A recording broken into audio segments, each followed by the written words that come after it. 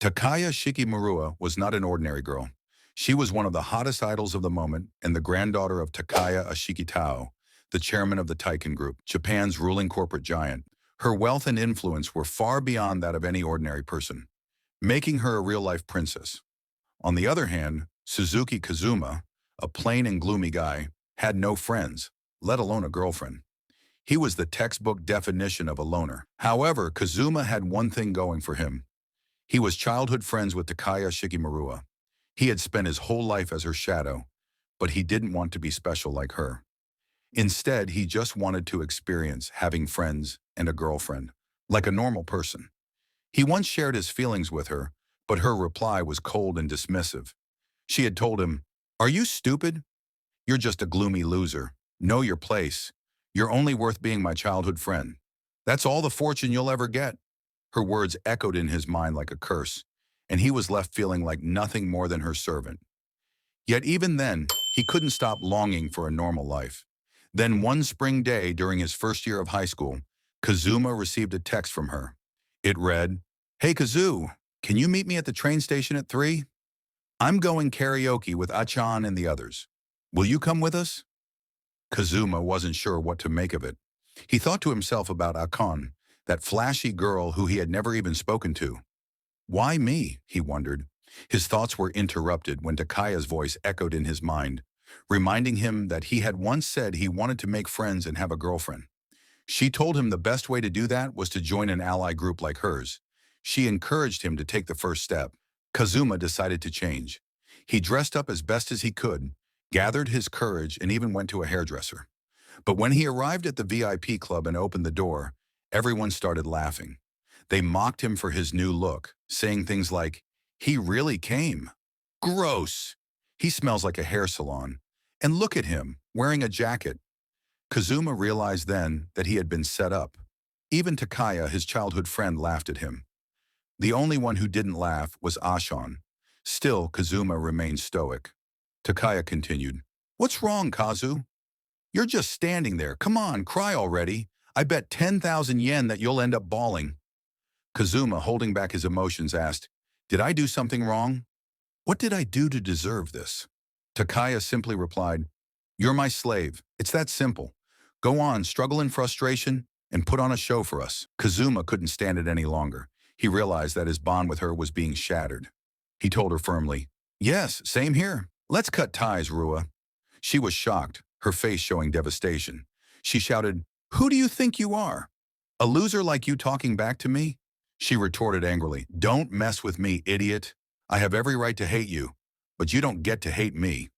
Kazuma's frustration boiled over, and he slammed his fist onto the table, causing it to break. "Wait, did you really break the table?" someone asked.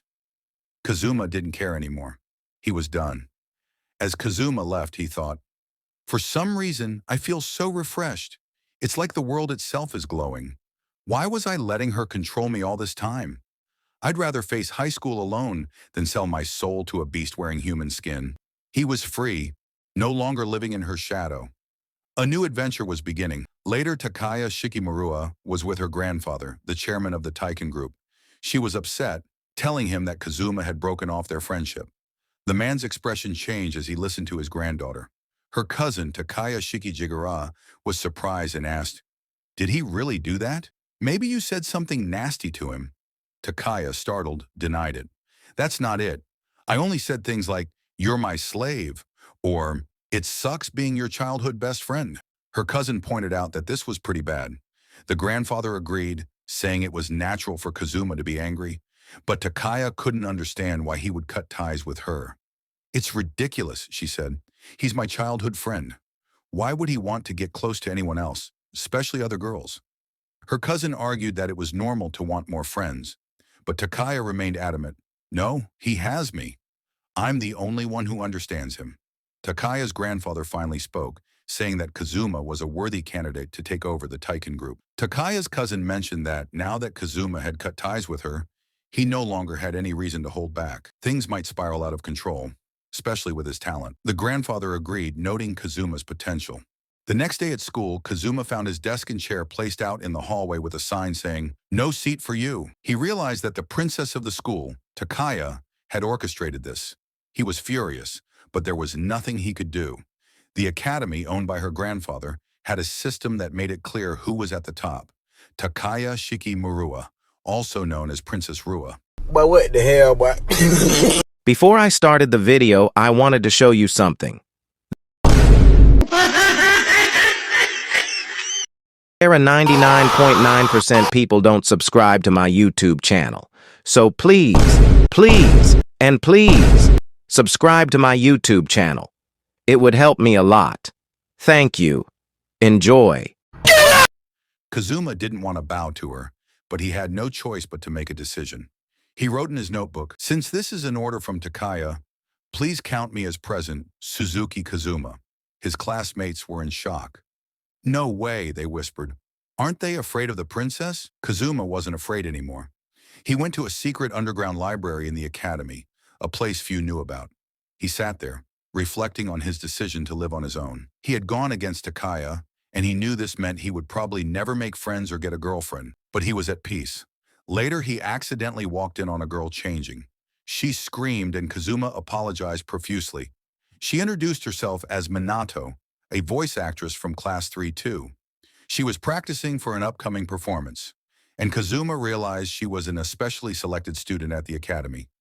She explained that she wasn't popular, but Kazuma thought her voice was beautiful.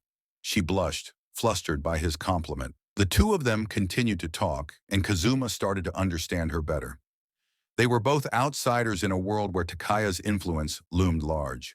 Kazuma knew his life was about to change, but he wasn't sure how. The main character, Suzuki, finally understood everything.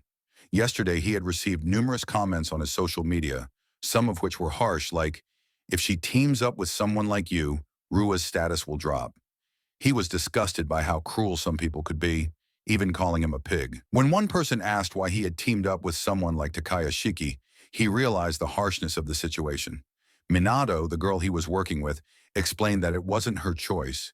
It was the agency's decision. She shared that she and Rua were both part of the same school and agency. Being plain and gloomy, they thought she'd be a perfect background for Rua. The main character thought it was a harsh way to put it, but it made sense.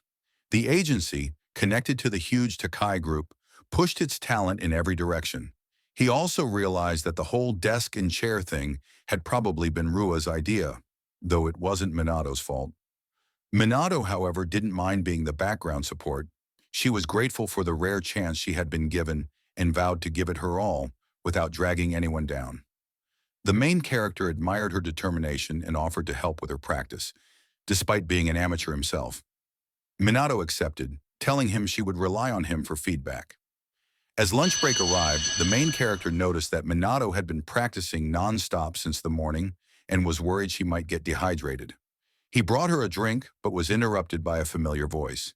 It was the princess of the school, Rua, who scolded Suzuki for skipping classes. She rambled on, accusing him of ignoring her on Messenger and even making teasing remarks about his possible embarrassment. Suzuki just shrugged it off, trying to ignore her. However, Rua's knight appeared, Asano, a delinquent and baseball club star. He confronted Suzuki aggressively, calling him rude and demanding respect for Rua. Asano tried to punch Suzuki, but he was faster, effortlessly dodging the strike. Asano was left confused, unsure of what had just happened. The main character taunted him, asking if he was out of shape. Before Asano could retaliate, Rua intervened, stopping him with authority. She declared that only she was allowed to mess with Suzuki, warning Asano to stay in his place. Asano, taken aback by Rua's command, reluctantly backed off. Minado, observing the exchange, couldn't help but feel that Suzuki was truly cool. She was increasingly drawn to him. A week later, Minado was practicing in the hidden library when she lost her balance during a dance move. Suzuki, ever the reliable support, caught her just in time. She apologized for her clumsiness, but he reassured her that it was no big deal.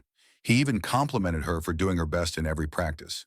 Minado, grateful for his encouragement, expressed her appreciation, and Suzuki, for the first time, felt touched by someone's kind words. He reassured her that she had nothing to thank him for, but continued to offer her guidance on her performance. He suggested she try a different approach to her dance, advising her to jump in one smooth motion instead of spinning. Minado, doubtful at first, tried it and was amazed at how it worked. Suzuki even gave her an idea to incorporate cat ears and a tail into her costume, adding a playful touch. Minado agreed, though she was hesitant about standing out too much, since her role was to support Rua. She explained that her true passion lay in voice acting, not singing or dancing, and she was giving her all to this opportunity in hopes of landing a role as an animal character in the future. Suzuki, impressed by her positivity and determination, admitted that he envied her. Minado encouraged him to pursue his own dreams, though Suzuki confessed that he didn't have any clear ambitions. He simply wanted to live an ordinary life and be proud of it. Minado reassured him, telling him that he could achieve whatever he set his mind to. Later, Minado became concerned about the tension between Suzuki and Rua. She asked him about it, worried that her presence might be causing trouble between them. Suzuki clarified that he and Rua were no longer close childhood friends, and that their falling out had nothing to do with her. Minado seemed relieved, but there was a trace of sadness in her eyes. Before she could say more, Rua burst into the room, her eyes blazing with jealousy. She stormed toward them, questioning what Minado was doing with Suzuki in such a cramped space. Minado, now on the verge of tears, was caught in a whirlwind of emotions as Rua's accusations and jealousy grew more apparent. The scene ended with a hint that this moment would be memorable for all involved. The narrator, addressing the audience, encouraged them to like, subscribe, and press the notification bell for more updates.